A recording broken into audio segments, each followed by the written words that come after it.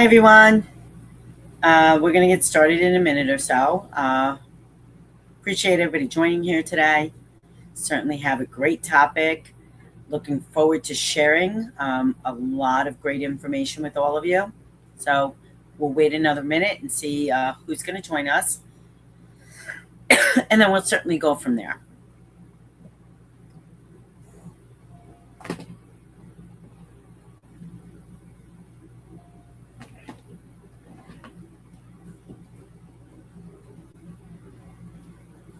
All right, so it's the top of the hour, 11:30. Let's begin.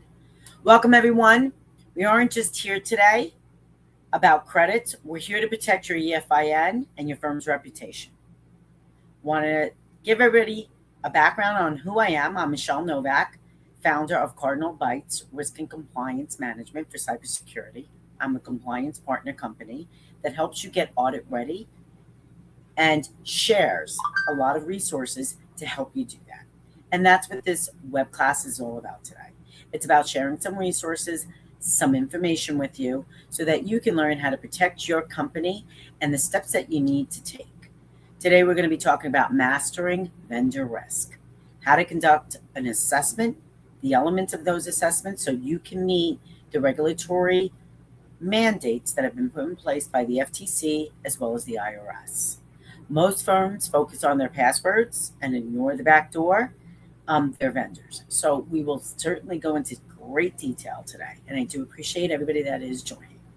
I value your time, so I will ask everybody that they keep their audio on mute and keep yourself on video. All questions I'm going to ask that you put in the chat and hold for later. At the end of this web class, we'll certainly go over any questions that you have and share with you. So today is about mastering vendor risk. Think of your firm like a house. You can have the best locks on the front door, like your passwords. You can have MFA in place. You can have VPN. But if you give the key to a contractor who leaves that back window open, your house isn't secure. And in the eyes of the FTC and the IRS, your vendors are your responsibility now. So we're going to talk a lot about that requirement. At Cardinal Bytes, we're your security partner. We are the bridge between legal talk and account reality. Most security advice is too technical, so we try to simplify that here at Cardinal Bytes, break it down so you can digest it.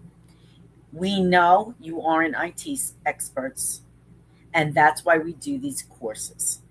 Our mission is to provide you with a blueprint.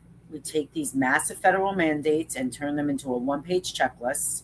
We make sure that if an auditor knocks on your door, you have the right folder ready to hand them, and you have peace of mind. So let's talk about why we're here today, the legal reality. The law has changed over the past year. You are now legally a financial institution under the FTC safeguard rules. Anybody who handles customer information, which is highly sensitive, which you are, if you're a CPA, accountant, tax professional, insurance broker, bookkeeper, you fall under this guide. The FTC safeguard rules was updated to include anyone significantly engaged in financial activities, which again is you. If you don't vet vendors, you are in violation of federal law now, even if you haven't had a breach yet. So I want you to think about that. Look at the question 11 on your IRS W-12 form for those of you that have to be certified every year. When you check that box, you're saying you have a security plan. You are testifying that you also have oversight compliant with your vendors now. If you're saying yes and you don't have that, then you're basically committing perjury. And I don't say that to scare you. I say that because I want you to learn with me here today. And I want you to take the steps that you can do to protect yourself, your clients, and most importantly, your reputation. So let's talk about what's happening out there in the world right now. The fact of the matter is vendors are the number one way hackers get into all small businesses. Small businesses are hacked at 60% in their first year, and most of them cannot survive the legal ramifications or violations that are attached to that to stay in business. Hackers don't attack you directly. They attack a software you use. They hop into your client's files. The fact is in 2026, like it says on the screen, 71% of these breaches come from a third-party vendor. We have seen it all over the news. Stryker was just hacked not too long ago. Massive amounts of data was leaked and actually wiped out in that case. But we also have other things that are happening out there. Because small business firms blindly trust big names, they don't know what they're required to do versus what they should do. And that's why we're going to teach you today the things that you need to take responsibility for to protect your business.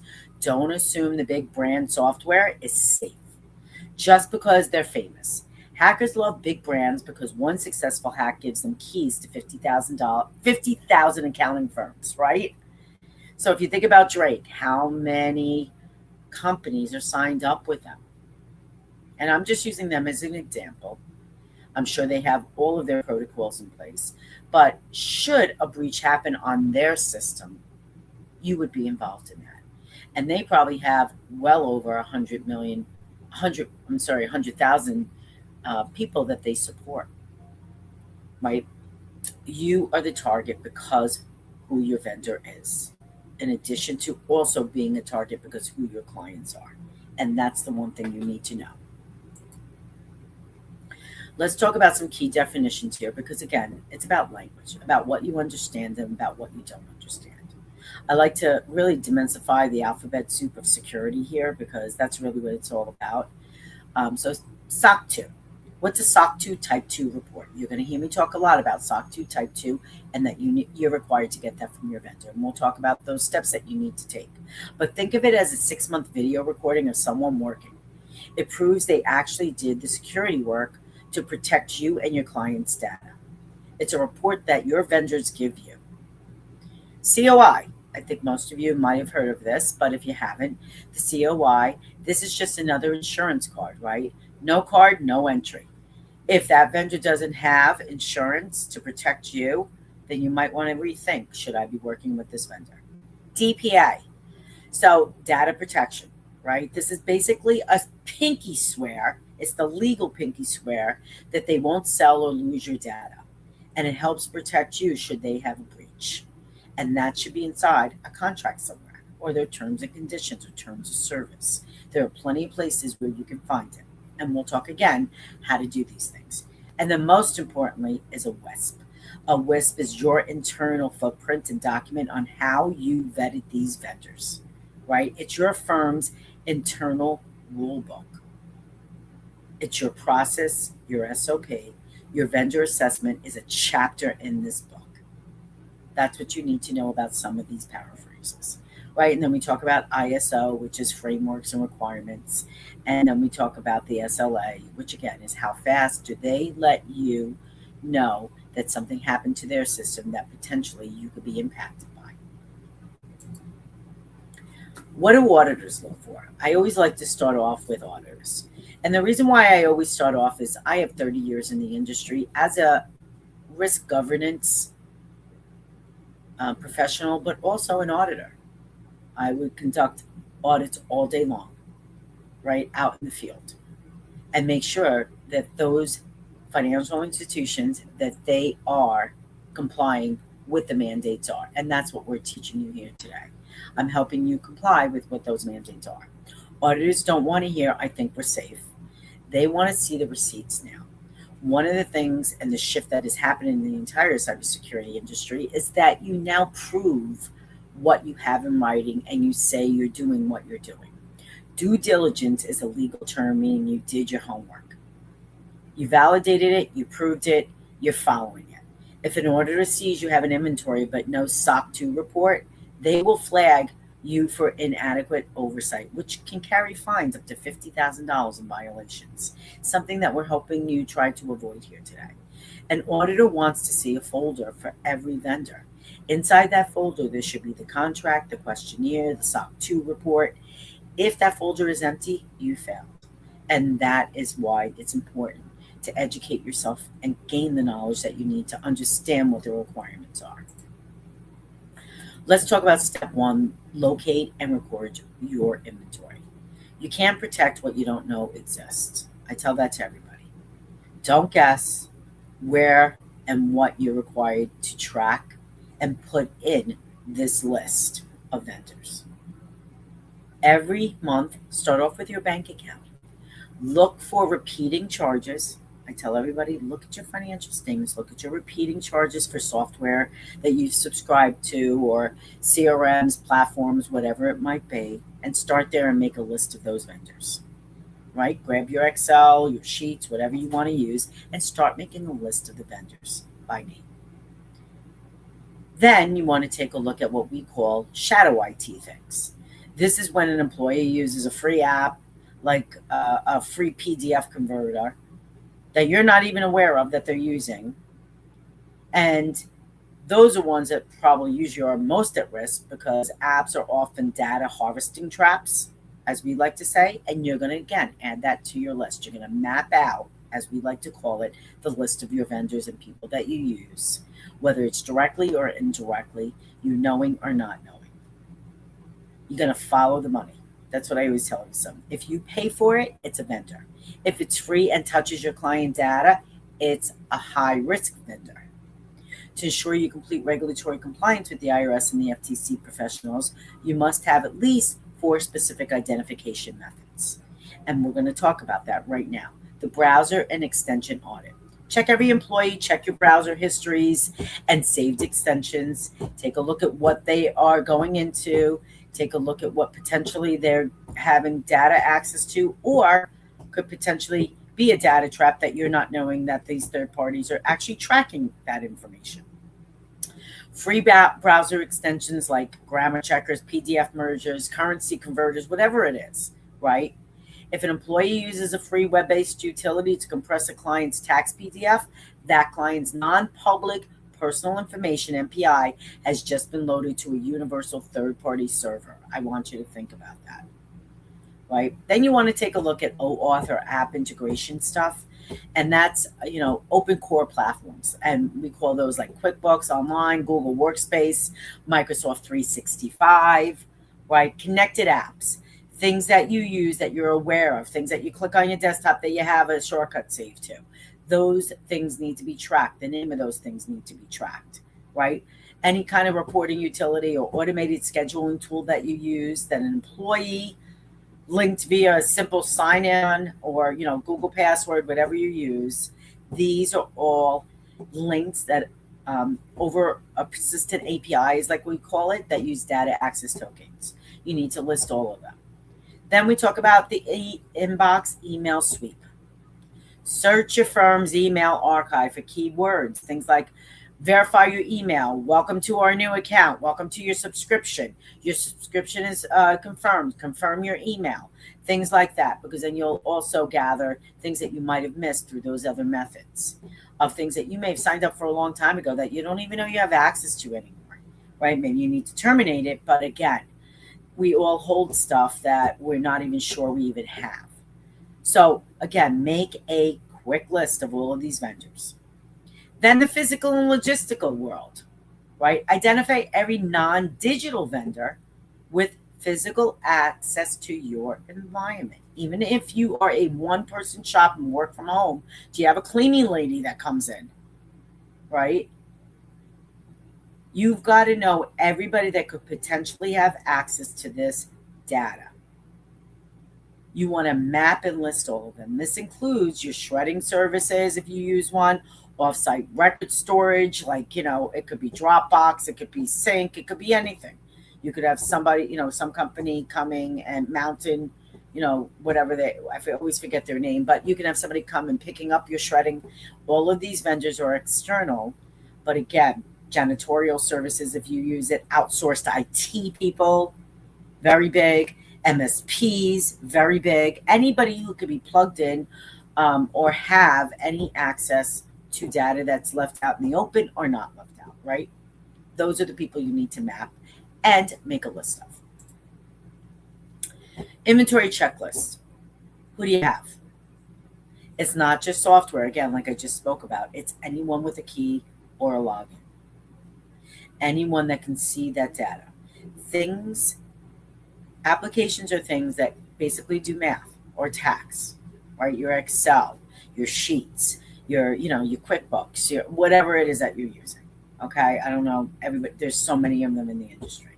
The cloud, and a lot of people don't know what the cloud is basically what we call a VPS, or a virtual private server that keeps your information safe, and it should.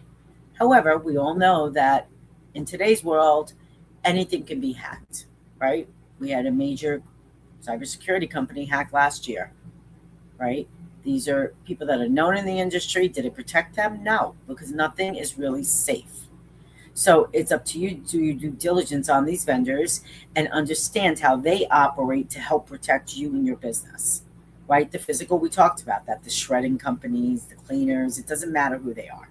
If the cleaning crew can see your tax return on your desk, they're a physical vendor, and you need to have them on the list. Let's talk about classifying and assessing the risk, because not only do you need to collect these vendors and collect the information that support your review of these vendors, you also need to assess them. You need to assess the threat of those vendors, and from high to low, because that's critical. And then you need to kind of process them in a scoring, right?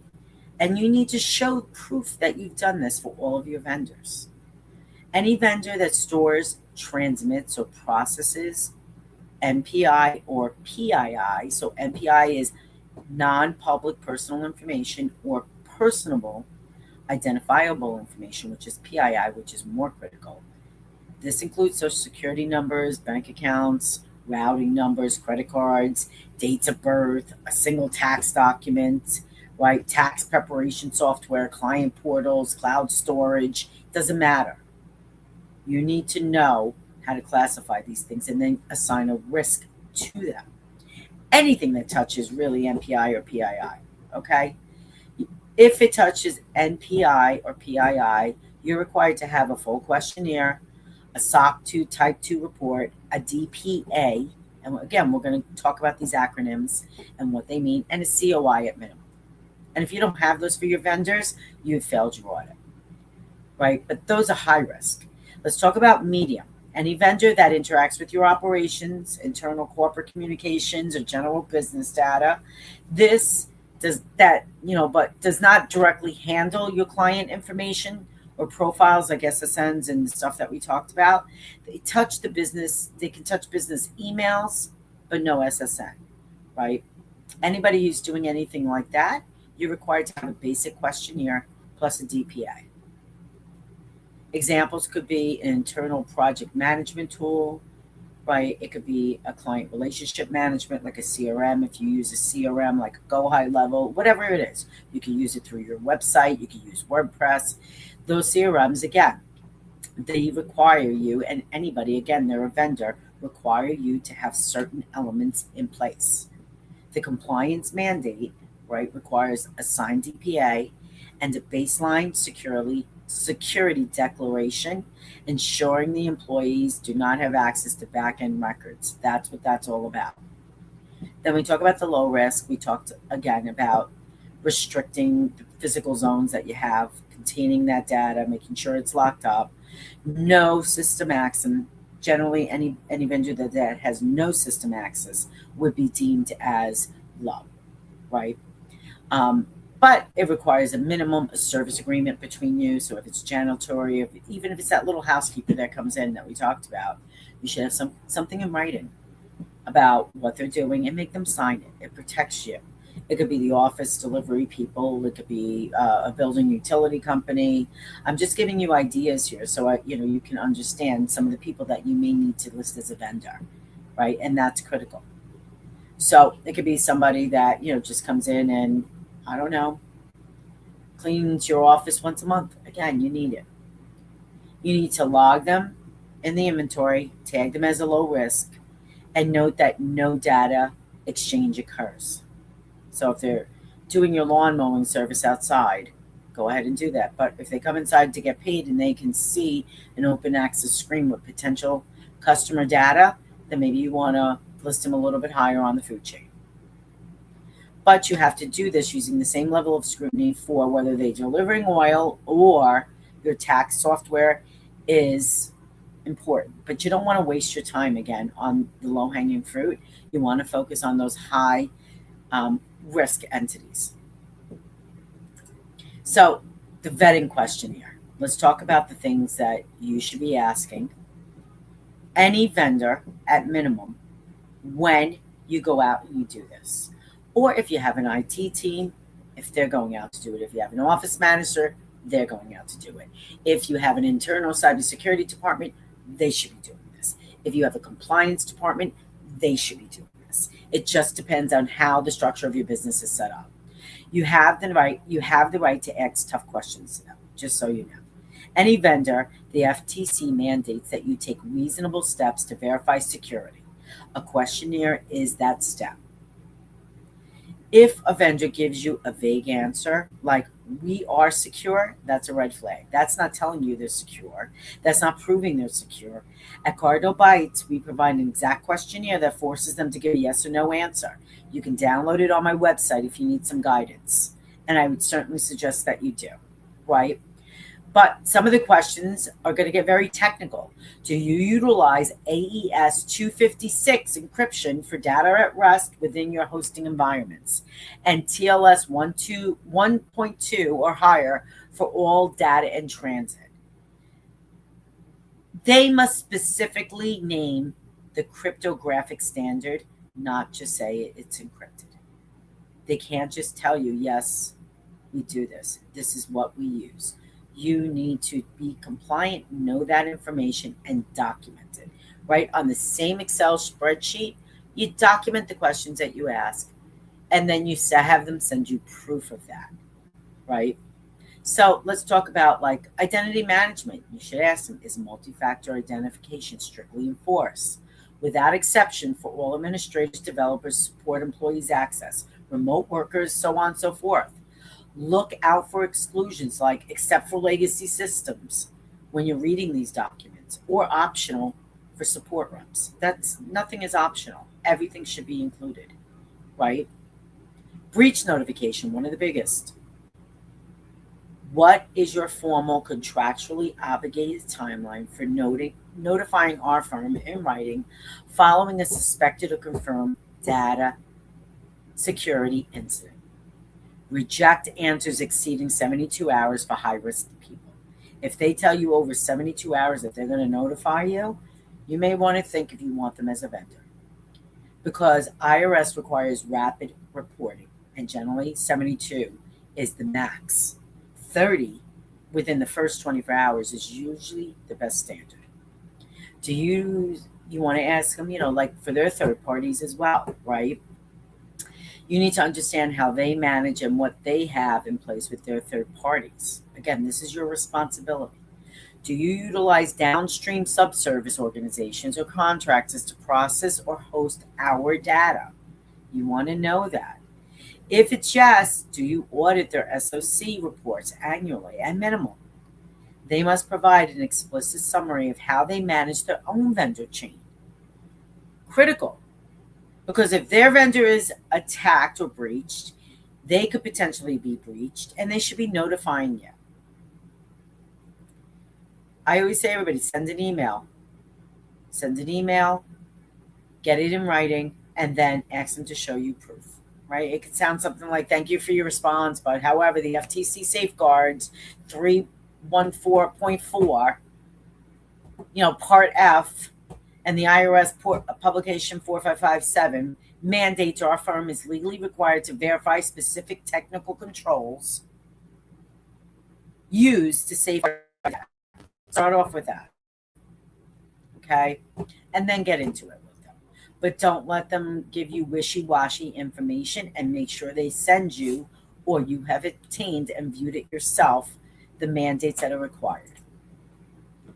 Again, vetting Part B, SOC 2 reports. Let's talk about SOC 2 Type 2 reports, right? It's not just a promise. Don't just collect the report. So let me teach you how to read this report.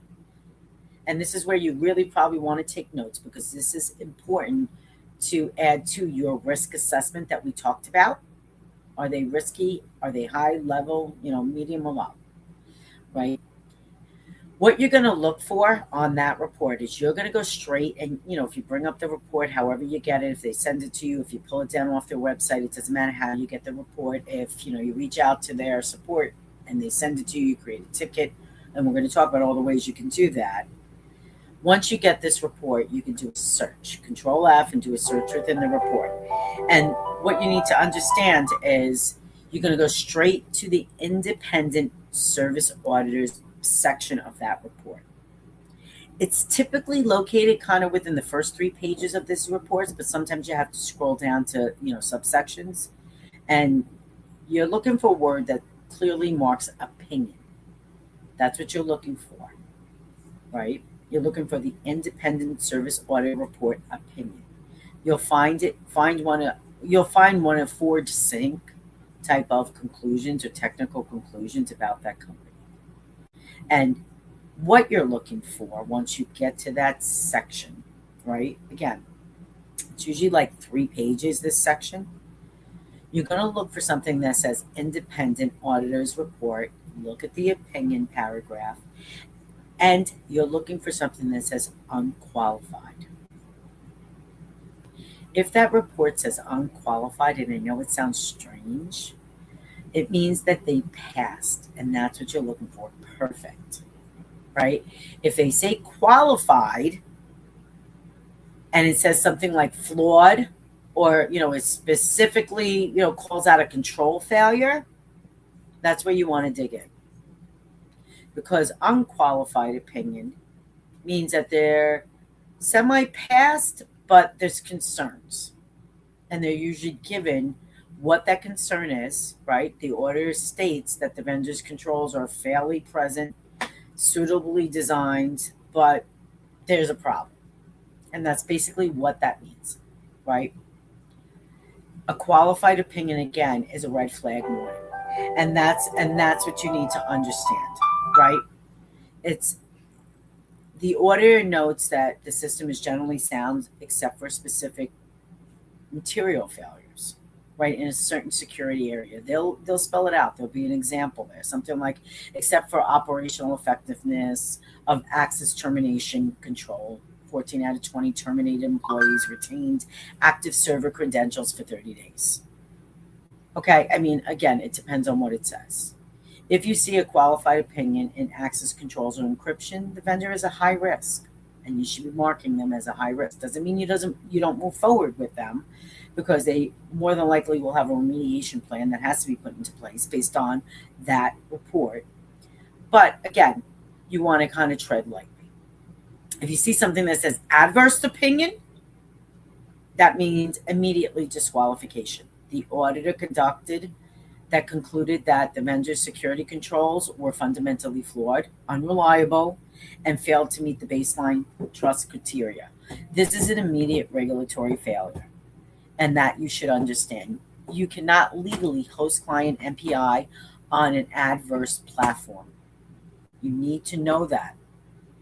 And if it comes up, then you need to find a new platform that you utilize, right? So the good thing is let's talk about how to get this report. You don't need to go and beg an account rep for a SOC 2 report.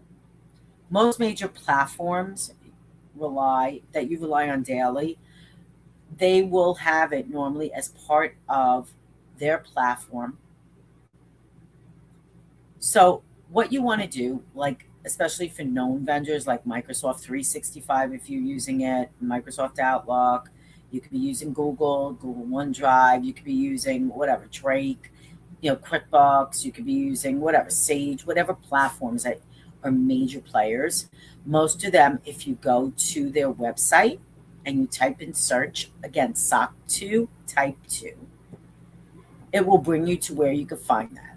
And if you can't, they have chat box. Everybody has chat box. You tell them that you're doing a mandatory compliance audit and you need their SOC 2 type 2. That AI will probably tell you exactly where to go and spit it out for you, or who to email or request it for you. So it's that simple with a lot of these larger firms. And that's your first step here, getting that SOC 2 type 2. If you want to use Microsoft, Microsoft has its own Service Trust portal. It's servicetrust.microsoft.com. You'll log in, usually up in the right-hand corner, authenticate your firm, right? And that you're an administrator, because you do need administrative credentials to do this. You'll navigate over to their documents or SOC report tab. So I believe they have a SOC report tab on their main dashboard. You're going to select their current, it's called Microsoft Cloud Service SOC 2 Type 2 report. You'll download it. You'll conduct that search we just talked about, right? Opinion, auditor's opinion. You'll find that section and you'll read it. And then you're going to download and save that, right? They're probably going to give you a pop-up before they have you download and get a copy of that. It's a normal process. It's called an NDA or non-disclosure. So just accept it and download it, right? It's just Microsoft saying that you're not going to share this with anybody. That's what basically it is. This is our own internal report, and it's not going to be used for any kind of, fraudulent or whatever behavior. You'll do the same. Like if you have Dropbox has the same thing. Dropbox has a trust center. You would do the same thing. It's trust.dropbox.com, right? You're going to request access. If you don't, make sure that you're signed up as an administrator, because again, most of these reports and anything that you download from them will require you to do so. They'll give you the pop-up, accept the NDA and the terms and the agreement, whatever you have to do. And then I believe there is something that says filter out, like there's something that says asset catalog or whatever it is. Do a search, again, speak to anybody, and filter out SOC 2 Type 2 report. Again, if they have a chat, use the chat to find it. If they don't, they'll have something saying submit a ticket, X questions, support ticket. You can go through there and submit a ticket as well. The harder things, like those smaller companies, the private companies, or the desktop hybrid software platforms, often don't maintain public-facing automatic trust centers. But again, identify from your list. See if you have a representative for those companies that you can reach out to request this information. Or again, go online, send them an email, even submit a form again as a new client if you need to get somebody to contact you, and then ask whoever calls you, this is what I need. I need a formal request for a 2026 SOC 2 Type 2 report. Give them your company name, and they have to mail it to you. Okay? Let's talk about vendor oversight checklist. So the critical trap here is what we call CUEC, complementary user entity controls. So let me break that down to you. Near the end of the auditor's opening summary, you're going to find a section titled complementary user entity controls. And this is on that SOC 2 report, or user responsibility. Sometimes that's how it's outlined. This is the vendor shifting accountability back onto your desk. The auditor is stating in that probably our platform is completely secure, but only if the CPA or accounting firm configures it correctly on their end. So I want you to listen to what I'm saying here, right? Like only if you did your job are they saying you are protected by them. It's a big problem, and we see this all the time. So you want to look for these exact mandates within the CUEC portion of that report. You want it to say something like user entities must enforce complex password parameters and enable MFA factor for client-side logins. That's a plus. It's good for you. But if you're not doing it, you're going to be in problem. User entities are responsible for terminating user access, tokens immediately upon employee separation from the firm. If you're not terminating an employee's access within 30 days, then again, it's on you. If the vendor SOC 2 states that security depends on you turning on MFA and you have left MFA disabled inside your software account settings, the vendor's passing SOC 2 score becomes completely invalid for your firm's audit trail. Because if you haven't done it, you are non-compliant. You have failed your operational oversight under the guise of the FTC and the mandates and the auditor. So ensure that these CEUs are highlighted, implemented, and checked. And make notes. If you have to implement, go implement it, even if it's after the fact. Fix it, right? Let's talk about proof of insurance. Everybody knows that they have insurance, but there are a couple of things that they look for with this as well. First of all, you got to ask for a COI, right? You're going to specifically, they'll look at their accord form. That is what you're going to look for as proof. So when you're contacting your insurance broker, your insurance agency, you're going to tell them, please send me my Accord 25 certificate of liability form. That's what you're looking for to prove that you have assessed that vendor. And there's going to be a couple of specific areas that you want to look for. One is the liability versus general liability. You want to make sure that that is in there, and you want to understand what those special provisions are. Okay. If a hacker steals your client's data from the server, GLC might pay $0 if you haven't filed for cybersecurity insurance, right? You need to understand the additional layers. So explicitly, you're looking for cyber liability, and then technology errors and omissions, an E&O report inside of that Accord 25. And the minimum coverage should be $1 million, right? Especially for a high-risk vendor handling an SSN or corporate taxes or whatever it is, right? Anybody who has high access to your client's sensitive information, MPI and PII. And minimum acceptable policy limits is $1 million per occurrence, and $2 million aggregate. You want to have those things listed in there. If their limit is lower, a single medium-sized ransomware event will exhaust this in minutes. Okay, assuming they've done their due diligence and followed their own protocols that the insurance company will pay it. Okay. Active policy trap. Look at the policy expiration and make sure, in the upper right-hand side of the row, it's today's date. If today's date is past the expiration, the policy is legally void. You want to make sure that you get an updated, non-expired COI. Most small firms do not have a 50-page WISP, and I see this all the time. They don't even know what a WISP stands for. It's a written information security plan. This is a document that highlights your internal process. It's your source of truth on how you handle the FTC and the IRS safeguard rules for many things within cybersecurity. Whether it's your systems, your routers, your configurations, your employees' training, it could be anything. How you handle customers, vendors, everything. It's written all in one big, beautiful bow tie document. If you don't have it, then you can certainly look up a company that can help you. Cardinal Bytes create these all the time for our clients. That's our specialty, right? Reach out to me. It's a 15-minute phone call. I can walk you through it. I can give you free resources. It's also on my web. You can download a template and get an idea of what's inside and create your own. It just depends what you're looking to do. To achieve a passing grade, you can't, that can be filed in your regulatory defense, right? You need to score these vendors at least 90 points. We talked about assigning a score or assigning a risk score to these vendors.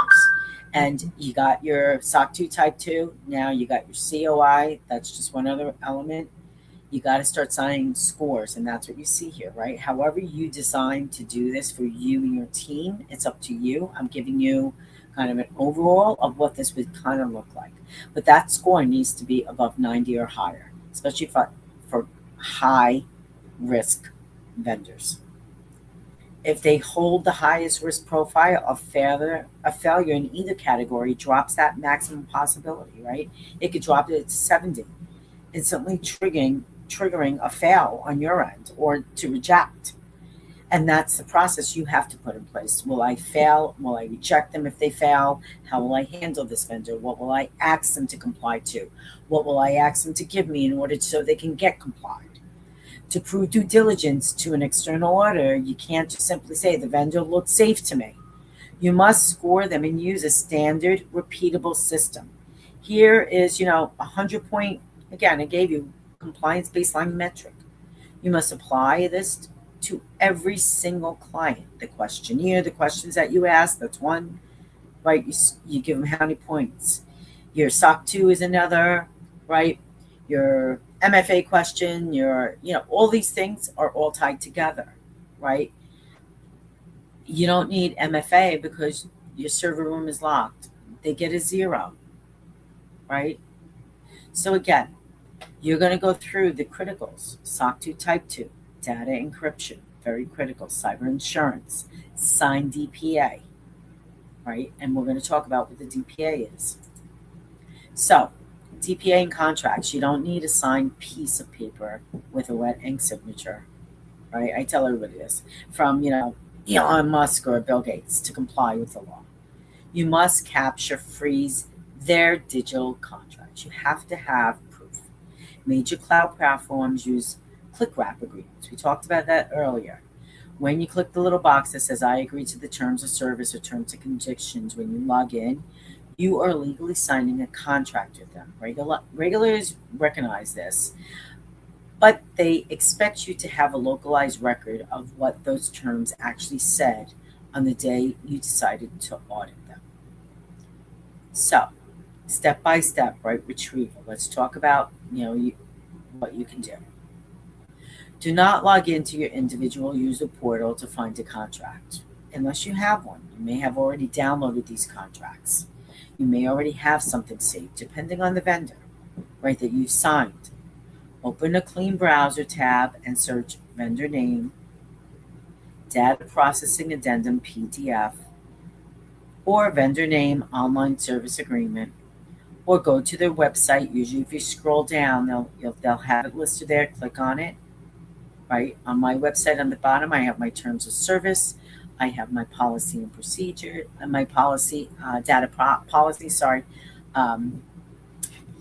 My terms of service, terms and conditions, and my privacy policy. Those are the 3 things that I have on my website, and you can download all of them, and that's what you want to do, because inside of those things is what you're looking for. So, let's take an example: Microsoft, you go to Microsoft.com, again, Trust Center or Dropbox Privacy, legal, and it's usually inside the privacy policy. You'll download the Master Data Processing Addendum, or DPA, or Data Privacy Framework, whatever they call it, document directly as a PDF. You grab it online. You're going to read the fine print. Convert it into a PDF, convert it into whatever you need to, but you're going to read the fine print. And what you're going to do is you're going to print that out, and you're going to circle where it is, and you're going to stamp it or write the date, today's date, because that's when you can started your audit, and you're going to sign it and save it in your folder. Whether you have to scan it back to you or whatever you need to do, but the most important thing is to sign it and date it. If you have a stamp it, whatever you want to do. But proof that you actually viewed it and that you understand it, right? You could do a search, and a lot of these have multiple, maybe 100 pages, some of them, right? You can do a search, again, Control F, and find it. Find the clause that you're looking for. It will, something might say, like, do a search for sub-processors. Confirm that they actually, contractually agreed to notify you before changing a downstream company that handles your data, right? Like, if they're using a third party themselves, you want to know who that third party and how they handle them. We talked about that. Then maybe you want to do a search that says technical and organizational measures. This appendix lists their actual server security specifications. Again, you want to read it. You want to download it. Are they AES compliant, right? How do they handle the data in transit and at rest? Indemnification. Search that word. Verify their financial liability limits. If their software, infrastructure drops offline during peak hours, how are you protected? These are all things that you're required to do. Let's talk about the DPA again. If an assessment isn't documented inside a formal memorandum, then you're out of luck. So you want to make sure that you are extracting this information. The data processing agreement is often a click wrap again. Make sure that you know, and it clearly states the assessment date, the name of the reviewer, must be a designated officer or partner, and they have completed the legal entity name of the vendor's platform. Like, it has to be somebody who's designated in your particular company.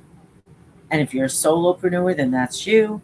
If you have an ID card that's dedicated on a WISP, then that's them. If you have somebody else, then that's them that does this. But they're the ones who'd be signing it and dating it, right? Log the precise contract commencement date and the subsequent renewal date.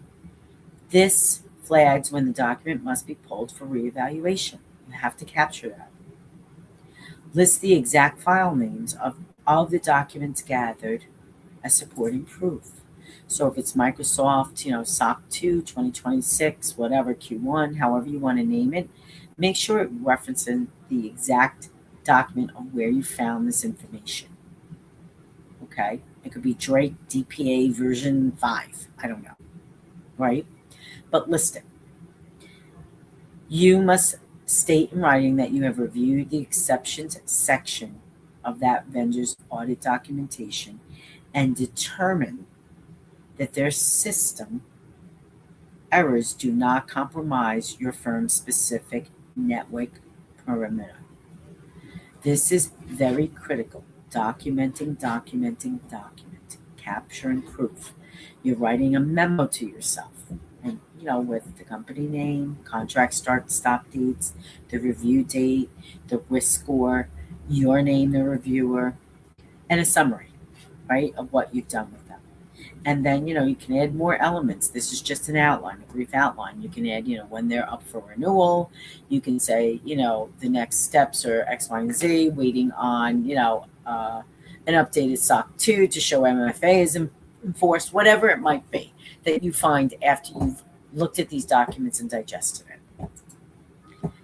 Cybersecurity is a continuous process, and I keep saying this to everybody. Cybersecurity is a continuous process. A passing grade in 2025 is completely meaningless for 2026 compliance. Okay? A vendor assessment is not a one and done, everyone. Vendor software architects change constantly through weekly code deployments, corporate acquisitions, and shifting hosting environments. This is something that you need to be aware of, right? So when we take a look at that, you have to make sure that you're complying with those changes. And that's why you need to comply, and you must run a re-vetting cycle at least at minimum every 12 months. But it's really going to depend on when you started this assessment, when that contract begins and ends. There are a couple of variables that are involved in this for that reassessment. So if you just started your assessment December, and you technically have 12 months to reassess, but that vendor's contract ends in June, you must reassess within 90 days of that contract terminating. Understand that.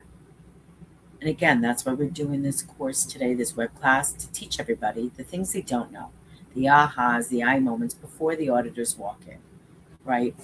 So one of the things that are critical, like with this, is just, again, making sure that you are protecting yourself. You're creating the memo. I've reviewed the independent auditor's report. I've reviewed their COI Accord 25. I've reviewed, that they have MFA, whatever it is, your own checklist, again, in your own words, what you've done, you put that in that memo. Okay. So it's kind of what we call a bridge letter too. SOC 2 reports are typically issued, once a year and cover like 6 to 12 month window. Again, I just gave you an example. If you're doing it in December and they're expiring, you must go out and you must request a bridge letter or a gap letter signed stating that no material changes have changed to that SOC 2 report since the last issued. And that's got to go into your report, right? So again, this is just another element that you're required to do to ensure that that vendor is compliant and that you have done your due diligence on checking that vendor. Let's talk about the termination and offboarding. When you cancel a software subscription, your risk profile does not drop to zero. Everybody thinks, oh, I canceled it. They're not, whatever. The hidden threat is ghost data sitting on an abandoned cloud network somewhere, because most companies use cloud networks. Many cloud providers state in their fine print that when you click cancel subscription, they retain your data backups for 60, 90, or even 180 days in case you decide to return during that retention window. If that vendor suffers a breach during this time after you've canceled, your client data is compromised, and you company remain primary the liability for that. So, with that said, the secure extraction verification before initiating, I tell everybody before you cancel something, you want to initiate a backup on your own stuff. You want to back up all the data, everything that they have, everything that's been saved. If you don't have access or you don't know how to download that data from their software, you ask them. You put in a ticket, you say, I want all my data given to me. You have a right to do that before you cancel. Make sure that you have every piece of data and verify the integrity of the files before you send cancel my subscription, cancel my, terminate my service with you. You make sure that you have the data downloads, all the access points, they've given it to you, and you verify that the data is there and good. And then you cancel. Okay? And then you should also be demanding for a certificate of destruction. That, you send them a formal electronic request. I tell them to send them an email, put in a ticket, go online for support, whatever they have, their chat. But you request the vendor's compliance team demanding a time-stamped certificate of data destruction. It's a formal document where their tech team swears under penalty of contract law that they have wiped, operable word there, wiped your data off their hard drive forever. And I'm going to go off on the realm here, but this is what you're also required to do when you hire remote workers. You are required to wipe the data off their system. If you're not doing that, you're out of compliance, which again holds regulatory fines. So this is something where kind of just to help you map what it should look like. You should have an overarching folder, whether you're keeping it on a hard drive, your desktop, wherever it is. I don't suggest you keep this information on your desktop at all. Keep it in the cloud, keep it on an external hard drive that's detached or encrypted. But a folder that says vendor management 2026. Each subsequent folder with listing each vendor should have its own folder, and the collection of all the checkpoints that you've done in that folder. The evidence, if you would. And then their risk score.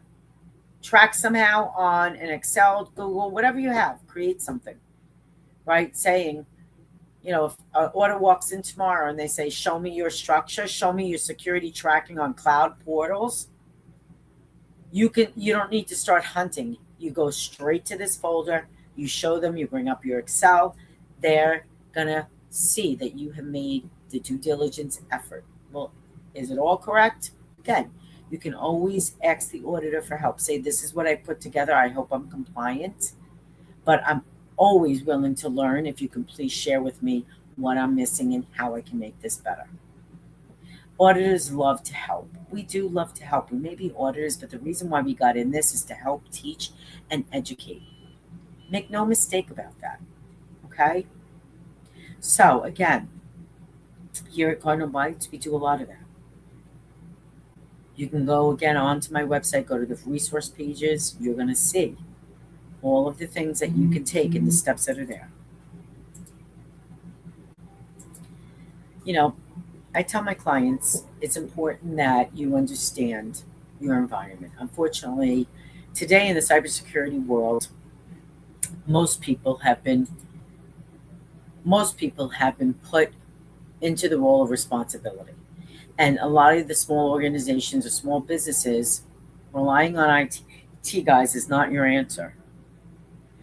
They're great and they'll have limited and they can help you through some of these things, but you need a compliance partner. You need someone who knows what's required from an auditor's perspective, because again, it's all about fines, regulations, breaches, and things like that. The truth of the matter is when you're breached, or if your data somehow got into the wrong people's hands, those auditors are not going to care how it got there. They're going to care about the steps you took to protect that information and what systems and processes you have in place. And if you don't, then really, ultimately, you'll be held accountable for that. And my job is to help you protect yourself from that ever happening, right? I don't see any questions in the chat, and that's great. That means I probably answered a lot of the questions today, but you can always ping me if you want on LinkedIn, wherever you're seeing this. It could be YouTube.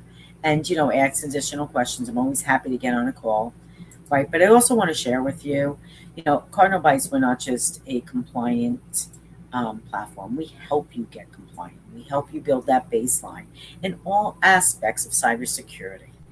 We help you get ready for that audit. We help you with your policy, your procedures, your documentation, how to get compliant. We offer a full service of compliance. We're your partner. When we come in, we provide partnership. And we give you a tool, right? The intelligence dashboard that helps keep you compliant. It gives you oversight into everything that's going on in the industry. And it gives you audit-ready peace of mind. It maps to over 22 frameworks: NIST, ISO, MITRE. Those are just to name a few. And it gives you that overarching, hey, an auditor is here today and they want to see my vendor management. It's built right into the tool. You could put all of your information right into that tool. It can send an email to those vendors requesting that stuff for you. You can house it and upload documents you currently have. There's so many things that our tool does for you. And if that's something that interests you, again, set up a 15-minute conversation with me. You can reach out to us, right, at Cardinals Bytes, www.cardinalsbytes.com, compliance partner. Fill in the request. We'll schedule you. And then we'll talk to you. We'll give you even a free risk assessment of your current platform and do a second look for you. And if it's worth the time, the effort, and money, you'd be foolish not to take advantage of us. And I hate to use that word, but I don't know anybody in today's world that's giving away free advice that will help you get compliant, especially in the world of cybersecurity today. So, with that said, I hope everyone here enjoyed this conversation today. I hope you've got a lot of good tidbits. I hope you walk away putting these things into place. And I'll see you next time on our platform when we teach our next web class. Have a great day, everyone.